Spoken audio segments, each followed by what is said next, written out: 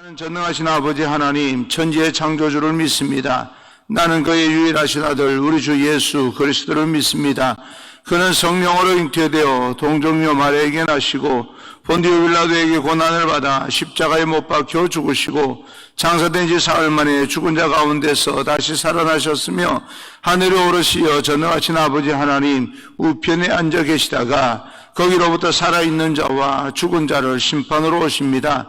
나는 성령을 믿으며 거룩한 공교회와 성도의 교제와 죄를 용서받는 것과 몸의 부활과 영생을 믿습니다. 아멘.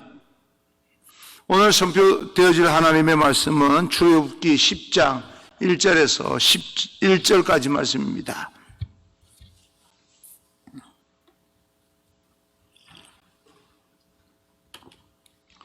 출애굽기 10장 1절에서 11절까지 말씀을 제가 봉독해 올리겠습니다. 여호와께서 모세에게 이르시되 바로에게로 들어가라.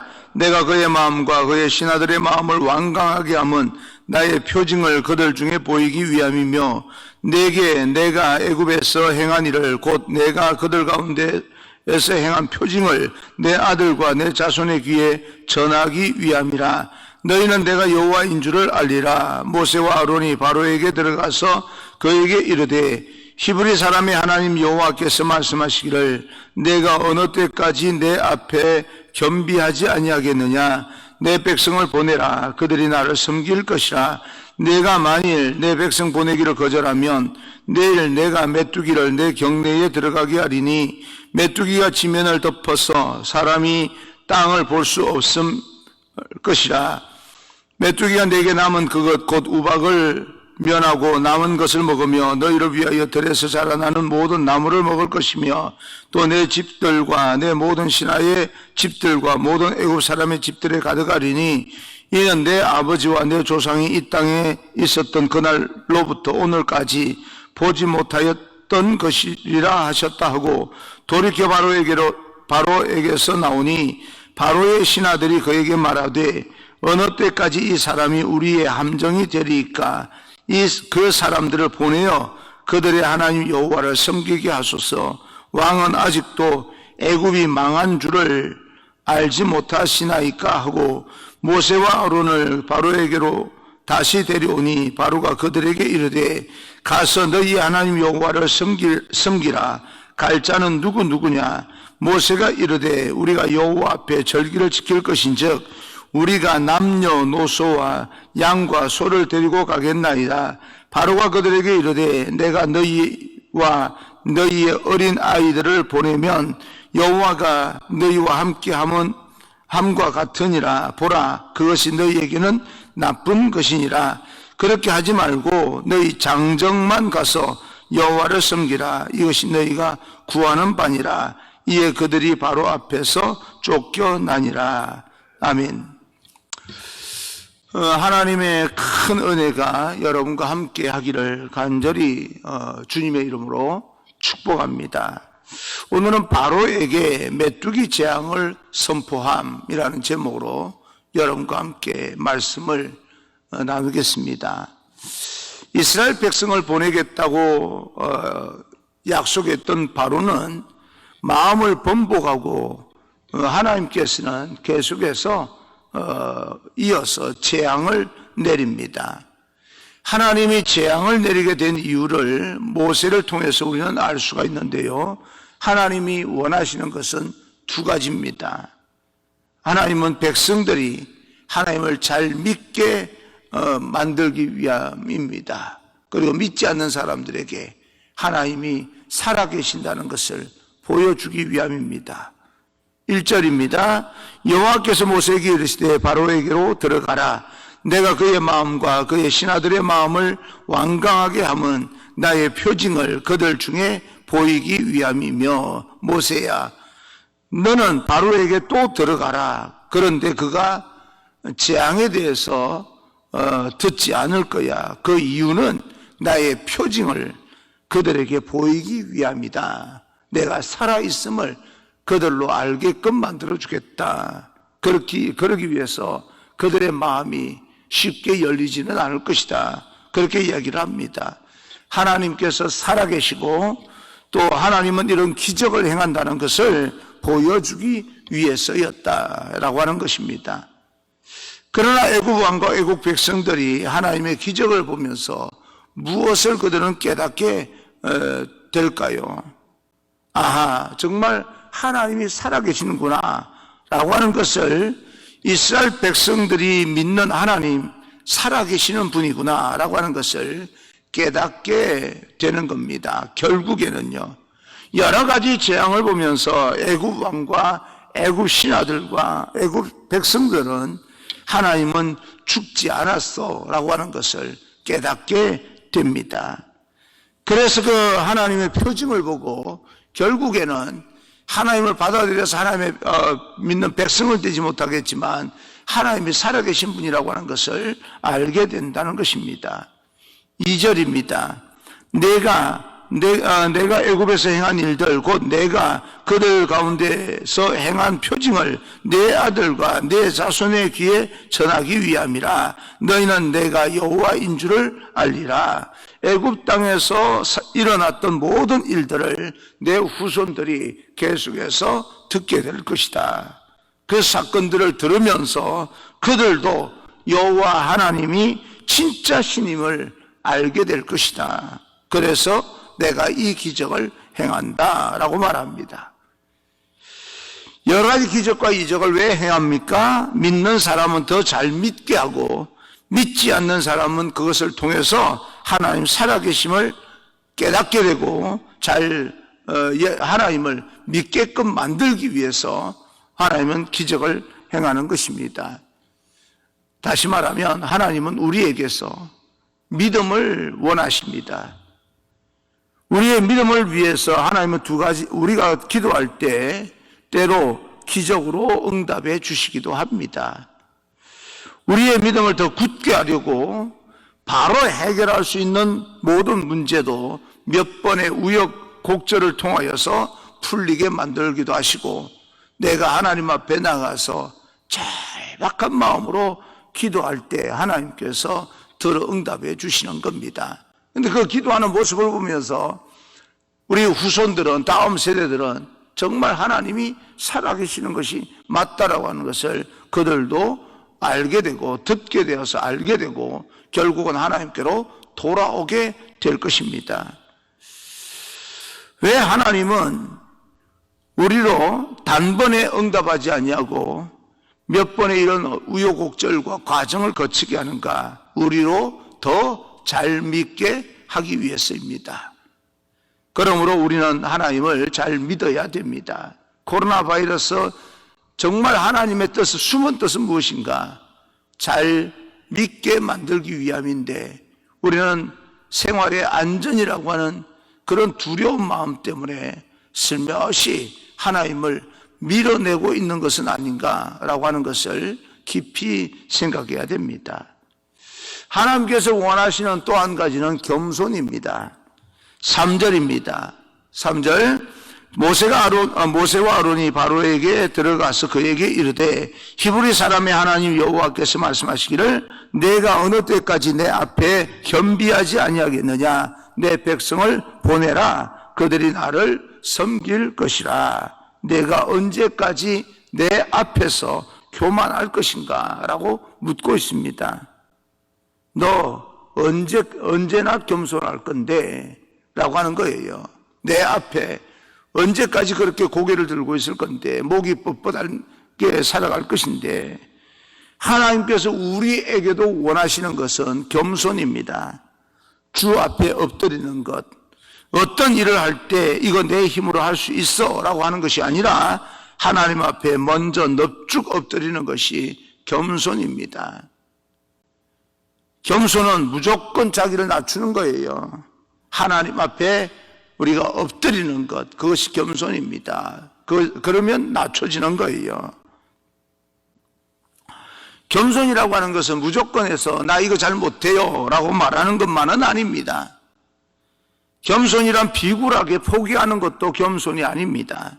겸손은 하나님의 주권을 인정하고 하나님의 역사를, 위대하심을 인정하고 그 앞에서 내가 어떤 존재인가를 깨닫는 것이 겸손입니다. 그래서 정직하게 진실하게 하나님 앞에, 적어도 하나님 앞에서는 신실하게 하나님의 도움이 필요한 존재로 살아가는 것이 바로 겸손입니다. 내가 뭘 하겠다고, 내가 뭘 할 수 있다고 생각하는 것이 아니라 아무리 작아 보이는 일이라 할지라도, 아무리 내가 넉넉하게 할 수 있는 일인 것처럼 보인다 할지라도 하나님의 도움이 필요합니다. 나는 하나님의 사람입니다 라고 하는 것이 겸손입니다. 그러므로 하나님 앞에서 내가 무엇이든 다 잘하고 다 해결할 것처럼 잘난 척해서는 안 됩니다. 바로에게 있었던 가장 큰 죄는 교만이었습니다. 바로는 하나님을 무시했던 거예요. 지금도 무시하고 있습니다. 그렇지 않았다면 이렇게까지 마음이 완강하여서 불순종할 리가 없습니다. 하나님의 말씀을 듣지 않을 수가 없는 거지요. 하나님이 바로에게든 이스라엘 백성들에게든 원하셨던 것은 두 가지입니다. 믿음과 겸손입니다. 그런데 믿음 있는 사람은 겸손할 수밖에 없습니다. 믿음이 뭐예요? 하나님을 인정하는 겁니다. 하나님 인정하는 것이 바로 겸손입니다. 겸손과 믿음, 이 두 가지 기둥이 우리의 삶을 주관할 수 있기를 간절히 소망합니다. 믿음과 겸손요. 하나님께서는 겸손과 믿음을 원하지만 바로는 그렇게 행하지 않습니다. 그래서 하나님은 이제 메뚜기 재앙을 지면에 내리게 됩니다. 4절 5절입니다. 4절 5절, 내가 만일 내 백성 보내기를 거절하면 내일 내가 메뚜기를 내 경내에 들어가게 하리니 메뚜기가 지면을 덮어서 사람이 땅을 볼 수 없을 것이라.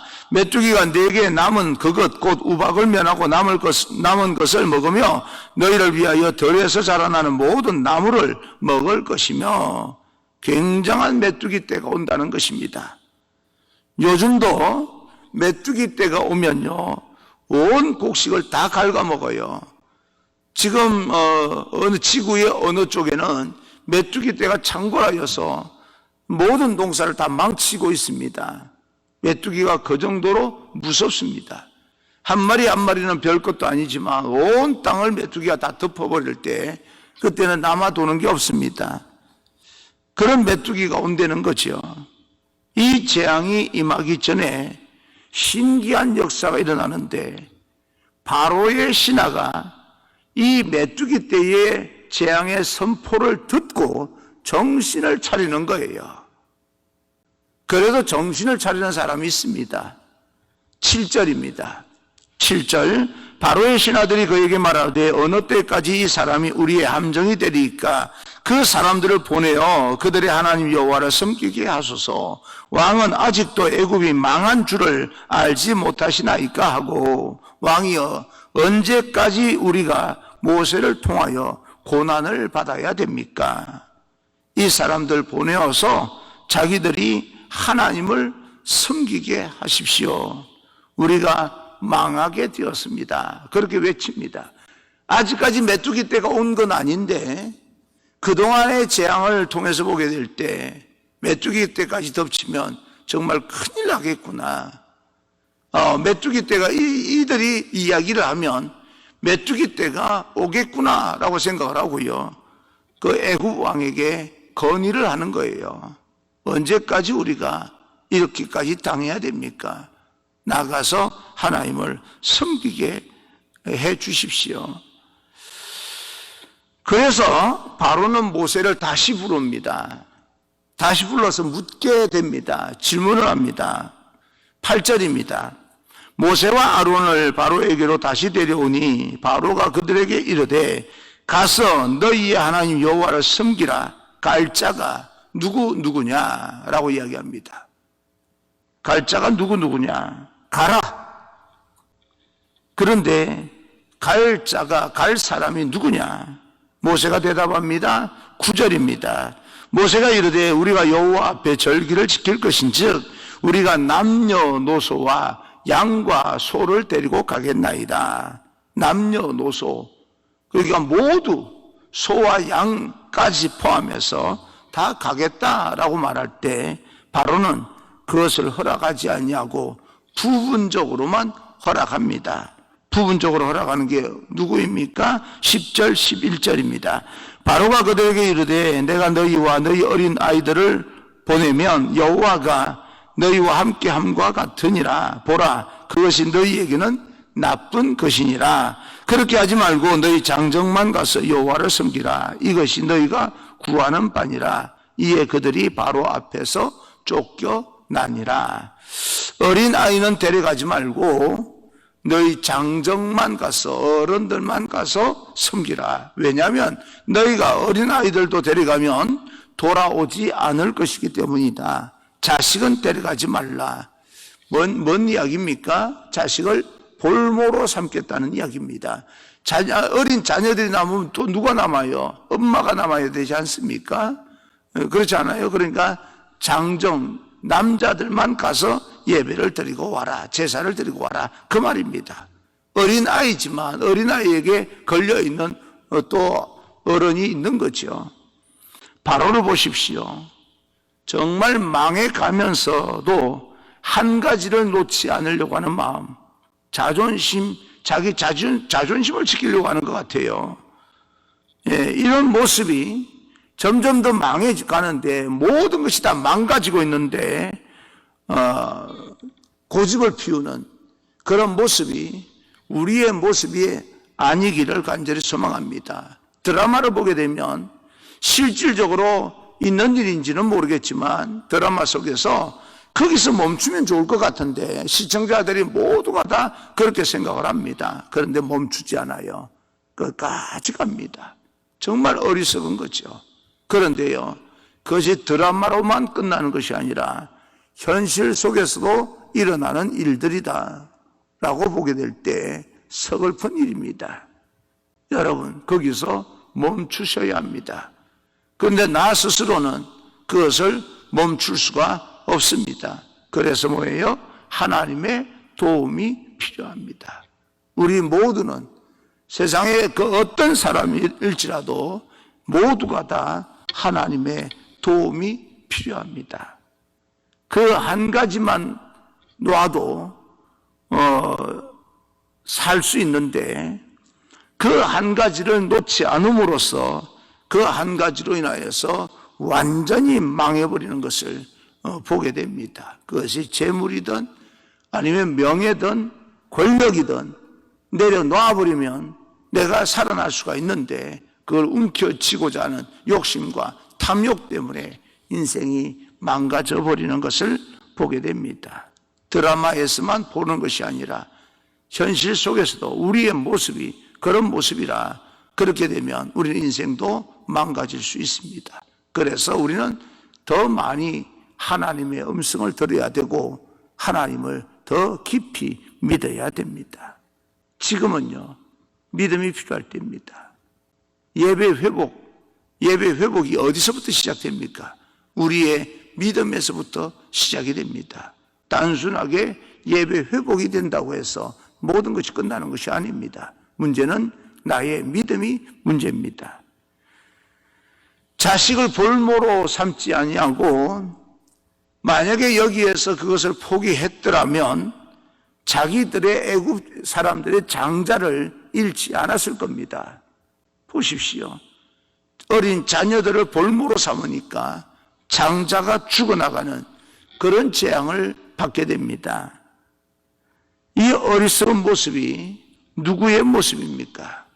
저의 모습이에요. 우리들의 모습입니다. 한 가지 내려놓으십시오.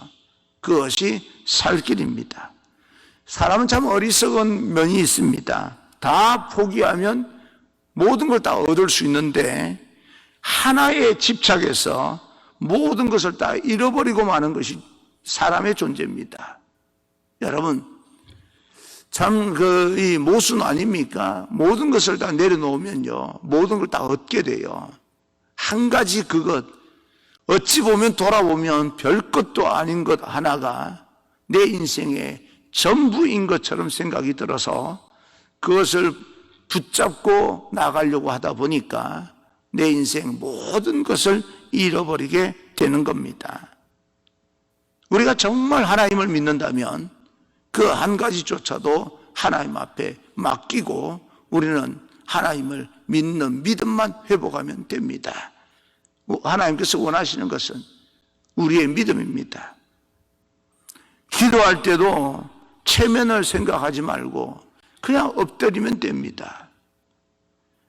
온전한 순종, 오늘 하루 여러분과 나의 신앙이 되어서 다시 한번 하나님 앞에 믿음이 회복되어지고 성전 예배가 회복되어지기를, 성전 예배 회복이 먼저가 아니라 우리의 믿음이 먼저입니다. 믿음이 온전히 회복되어지고 회복된 믿음을 가지고 성전을 지켜나갈 수 있는 그런 하나님의 백성, 바로 여러분이 되기를 주님 이름으로 축복합니다. 기도하겠습니다. 하나님 아버지 감사합니다. 오늘도 하나님께서 우리와 함께 하심을 믿습니다.